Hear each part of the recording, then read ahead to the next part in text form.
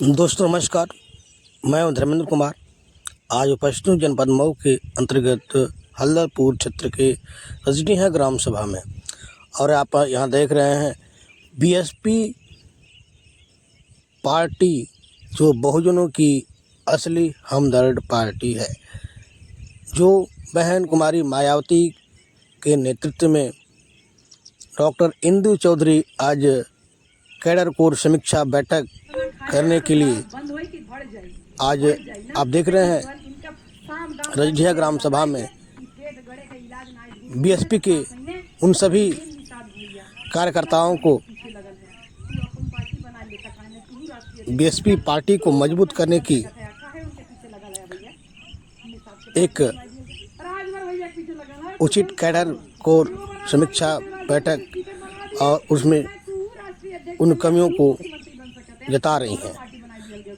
आप इस चैनल पे नए तो चैनल को लाइक शेयर सब्सक्राइब कमेंट जरूर करें। पार्टी बन गई, मुसलमानों तक के पार्टी बन गई कि सब जने तोड़ फोड़ करा जैसे बहुजन समाज पार्टी कमजोर हो गई। ये साजिश के तहत किया गया और देखा जनकर पार्टी बन गई।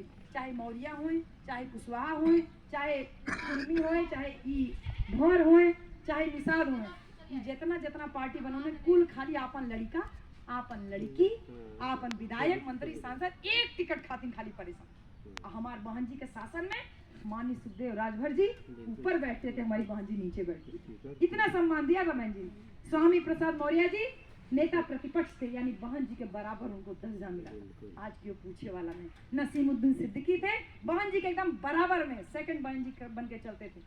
आज क्यों पूछे वाला नहीं। तो बहुजन समाज पार्टी वो बरगद का पेड़ है जिसकी दो चार टहनियां टूटे भी तो भी उसकी जड़ को कोई फर्क नहीं पड़ता।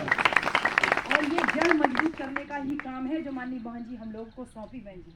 अब की बार लोकसभा का चुनाव में बहन जी हमको भी टिकट दी थी। हमारे ऊपर भी दया दृष्टि बहन जी की हो गई, पता नहीं कैसे कृपा दृष्टि हो गई। हमको बहन जी से मिलने का मौका मिला। पिछले साल 21 मार्च को पहली बार मिले और बहन जी ने जब हमसे 2.5 घंटा बात हुआ बहन जी, 2.5 घंटा में हम 2 घंटा तो खाली रोते ही रहे बहन जी का बात सुन करके। इतना कष्ट हुआ जब बहन जी ने कहा आपको अच्छे, बाकी लोगों को डांट लगाए थे जो लोग साथ में गए थे, तुम लोग अच्छे लोगों से मिलवाते नहीं हो। जब बहन जी ने कहा आपने इतना टाइम क्यों लगा दिया हमसे मिलने में, आप अगर हमसे पहले मिली होती तो आज आप विधायक होती।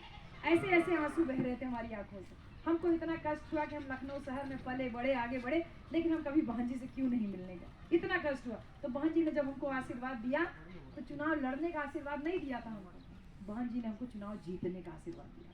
कहा कि आप जाइए जीत के आइए। हम वो आशीर्वाद लेकर के बहन जी के पास ही आए बहन जी। और तब से ये बात थी जब बहन जी ने कहा कि आप पहले मिली होती, तब यही लगा कि बहन जी जो पहले हो गया उसका तो नहीं, लेकिन आज यही आपके सामने खड़े हैं और ऐसे ही हाथ जोड़ के बोले तो बहन जी पूरा जिंदगी बीत जाएगा, अगर आप ऐसे मुड़ने के लिए भी नहीं कहिएगा ना तो भी ऐसे मूड़ी झुकाए आपके सामने खड़े रहेंगे। बहुत कष्ट में थी बहन जी, बहुत कष्ट में उन तमाम गद्दारों के लिए थी जो अपने आप को कैडराइज बोलते थे, लेकिन जाकर के बीजेपी की गोद में बैठे थे। बहुत कष्ट में थी, बहुत सारी बातें बताएं, हर बात माइक पर नहीं बता सकते।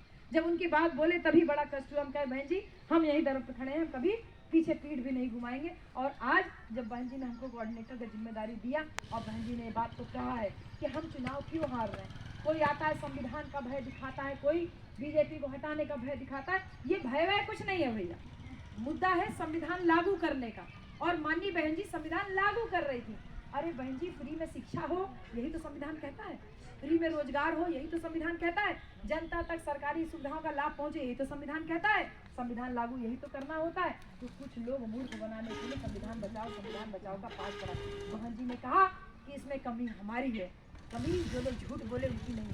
वो झूठ बोल के एक आध बार तो वोट लूट के जा सकते हैं, लेकिन काट की हाड़ी बार बार नहीं चढ़ती है।